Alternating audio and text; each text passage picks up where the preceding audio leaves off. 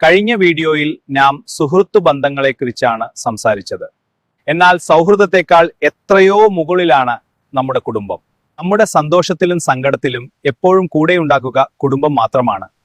പക്ഷെ ഇന്നത്തെ കാലത്ത് ഒരുപാട് കുടുംബങ്ങൾ നിസ്സാര കാര്യങ്ങൾക്ക് വേണ്ടി തകർന്നു. കുടുംബം തകരാതിരിക്കാൻ നാം ശ്രദ്ധിക്കേണ്ട 4 പ്രധാന കാര്യങ്ങൾ ഞാൻ ഓർമ്മിപ്പിക്കാം. 1. നിങ്ങൾക്കിടയിൽ തുറന്ന സംസാരമില്ലാതെ പോകരുത്. പല പ്രശ്നങ്ങളും വഷളാകുന്നത് പരസ്പരം സംസാരിക്കാത്തത് കൊണ്ടാണ്. തെറ്റിദ്ധാരണകൾ ഉണ്ടാകുമ്പോൾ അപ്പോൾ തന്നെ അത് ചോദിച്ചു മനസ്സിലാക്കുക. കുടുംബാംഗങ്ങളോട് സംസാരിക്കാനുള്ള സമയം കണ്ടെത്തുക.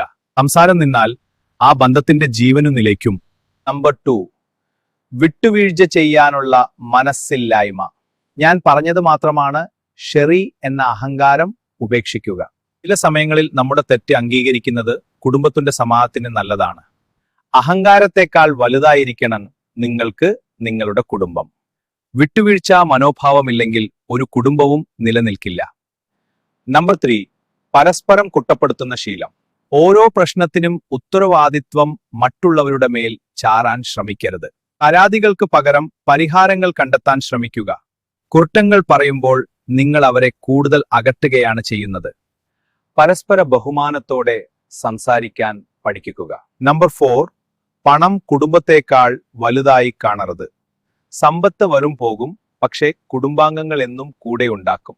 പണത്തിന്റെ പേരിൽ ഉണ്ടാകുന്ന തർക്കങ്ങൾ കുടുംബത്തിന്റെ അടിത്തറ ഇളക്കും. സ്നേഹമാണ് കുടുംബത്തിന്റെ ഏറ്റവും വലിയ ഐശ്വര്യം.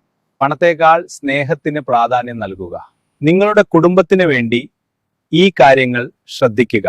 കുടുംബം നിങ്ങളുടെ സ്വർഗമാണ്. അത് കാത്തു സൂക്ഷിക്കുക.